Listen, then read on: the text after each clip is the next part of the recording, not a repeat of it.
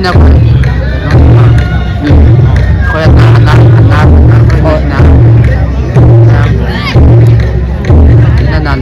saya kun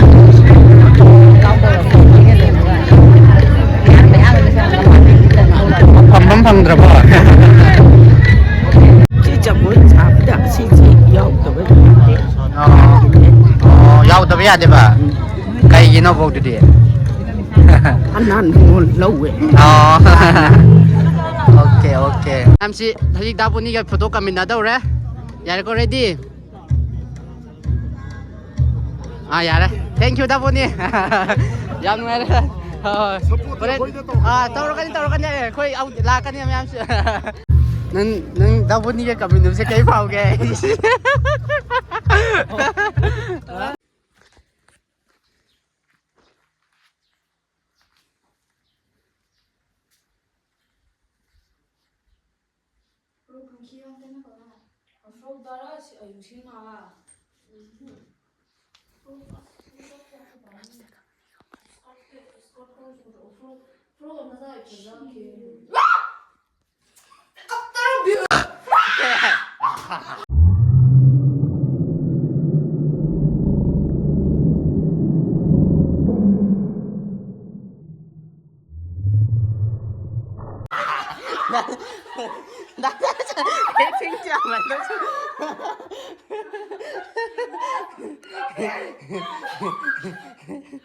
Tin chào mình đố xuống cái nào rồi đó.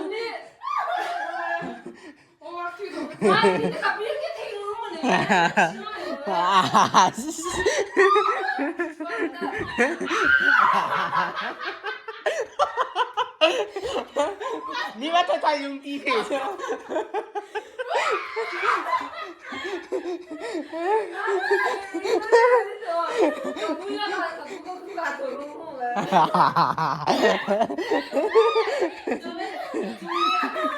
Mẹ rồi đấy, lấy chai bia hôm photo cặp xe thì nãy nó coi bắt chặt rồi coi đường xin nằm mộ coi cái nó tôi mình pan đã sắp có cái photo cái cặp cái coi ngày xin để cái xin ở cái video nó tàu lại cái mẹ xin mấy tàn hey modeler nang champa ta re modeler je cái nó phai ju boy nó pure as phak ka pura ki dilai te si cái modeler hoi si le re sing prok pro khoi turen da chat ba haw re duga adon chu lao lao he turen nhiều đấy cái nó si đi manung da le bi cái nó da manung da le bi cái gì ra thoroi pha ba ai ba amma le tu ai ba pha ba pha ba ai ba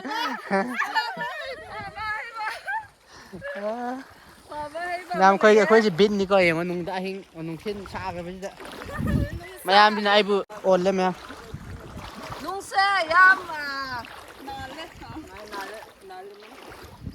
da da hang ate ban ji nan abi ta la si lo phone yo la ni phone da ma ya bi be ga na ko long ni ni le ka shu se yam na nong se yam na kari to eh ha nung si mo ro ke da so nong si ma da tao me ao vấn đề phán chiêu sang kami sa parulo husun kya parulo asang man si ka phajaban kari ki ngau bro ne oh ai di ngau ba he dai ngai nang yam ngau ba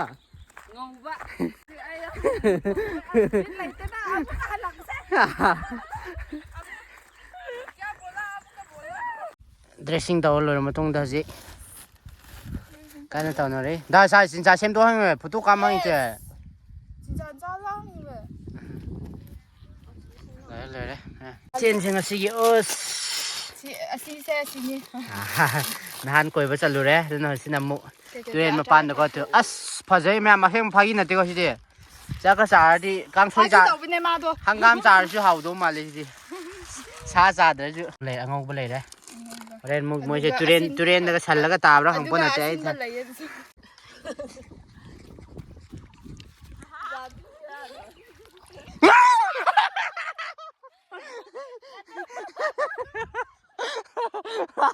kỳ thầm cái xài gì vậy kỳ thầm cái xài phone này coi The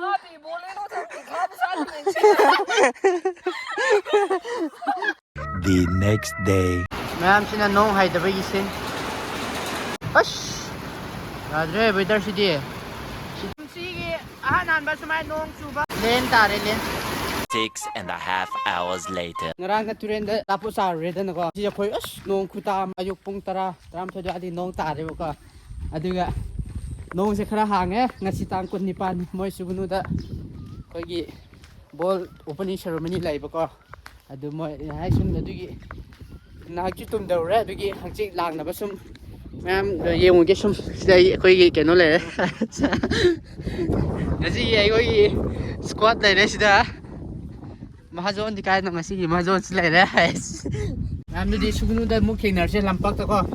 Moi ar kano hoy AG match nam ko duga kano hoy Kennedy ko lak pani ba sai sa ubani moi khut same live na live tha ho bani du. Mama di king narse lampak ta mu sugunu kai thel yo re ba ko. Sugunu bula ba si se sung tha dok pa ya de si se. Bula ke ko ma.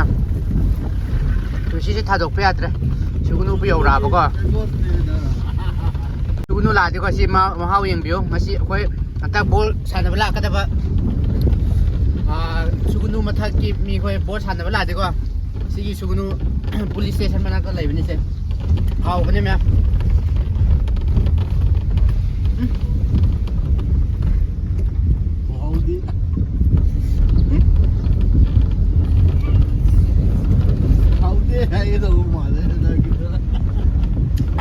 왜 뽕뽕 잘하가 뭔가 잘하면 지나고 쇼네요.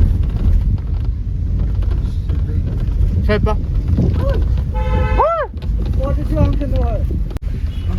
데 좀 넣어봐야. 좀 해야 나. 좀 넣어. 라가마가 리싱군. 이보비 kasi mo opening ceremony ibobi ga ranji su kawe ba ko ma. Do location ga Minister ogi former prime minister either former chief minister of Manipur Mr. Ibobi mayam si lang re mayam si khoi lang ri gari kham pham bu le doi jala ai ko sai sai tin pura ki di khan jabani kaw re ha thoi lang pa mayam yo re mapam yo re ko sit lai re tu thar lai re sida yo re mayam mathang ula ge mayam si ya me he si di nong ga nusa ga sara ma di yeng nungai ga da ba mayam se kumhei se nungai do man nong chu bi da bi lai ai khak tangai ri sak thi se ani ji sa ni na ke ra lai Shoji mummy jo lu patang ye bi ku ki do lo as sidi le pham le te sidi performance so tori male moi mani wul lai ni na kadai de la yaw jan no ada lai de to ada arbin lai de anal kho yaw to he angpa le anal khoi ka mix ko se khoi ka no ga akhoi anal ga ka no ko jagoi sari han ge mix tor ko moi se na ma ji sida khoi lai di lai de ko jaga da de moi ji jagoi sai se khoi gi wang bread anal ningon lo gibi ke ti jo koi sum koi yaw da bi ade na anal jati ki jo koi kana sari ko koi anal jati ga adu la ke ma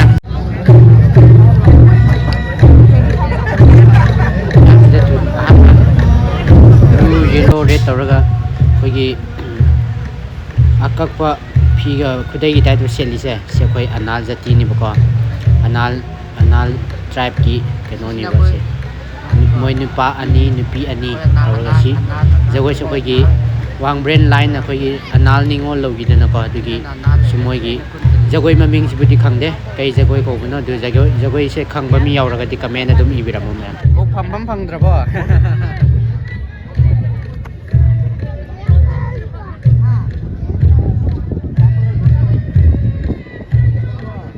chỉ chậm với chạp đã xí yêu tao với yaw da ya de ba kai gi no bok de ăn lâu vậy okay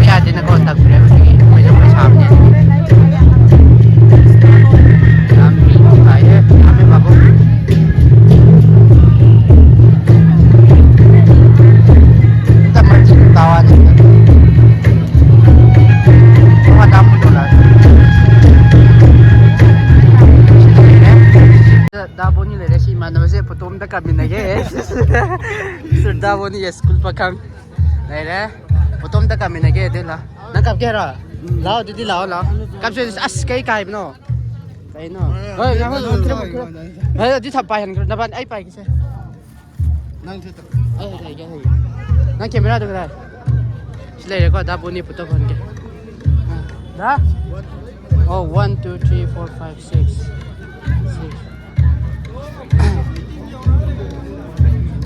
Daboni potom ta kamin ba ya da ya la de la lo se ha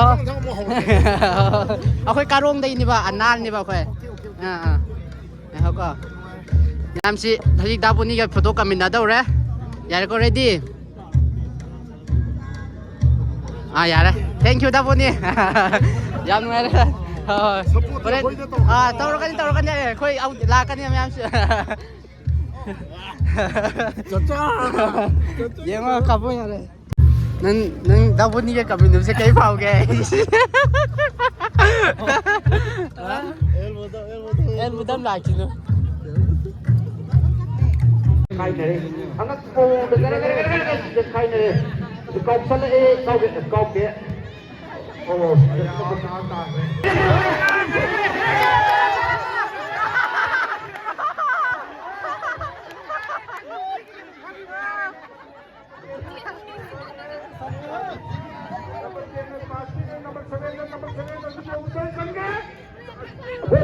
Utai ni ada senawa, nawa ni mau Arnold.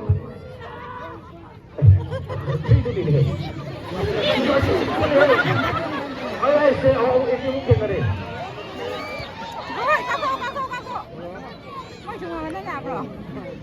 Apa je? Loi ni hai ba? Papu bukan apa Tanzania. Lagi je apa je football match se tu pun game ber memainkan atau apa ini pun laktir bagi pel apa apa je kamu itu sebab drama itu ni apa je jangan kau nak bio itu lobio nah mamam chane tu macam sana ada football match tu tim mana bang Yang masih ingat ha, manubun ka. Sesi yang apa tu semua. Makin kamu bukan ngan Pepsi sana ni mem. So mem gizi foto kam na kam dari ko. Koi suka pas dia. Salo. Dai je, amung tang kam mai moi. Aku karong dai ni ba ko? Siya anal ho ade. Dai ka pa ko ready.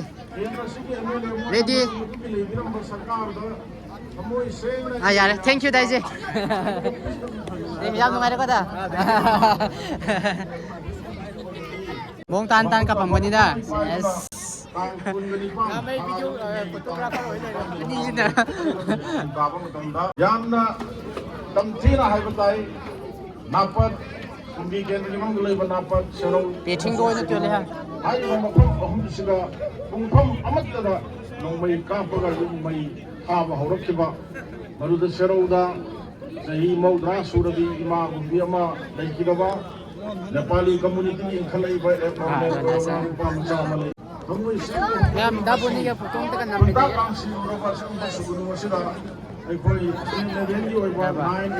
Daboni ba ni ta?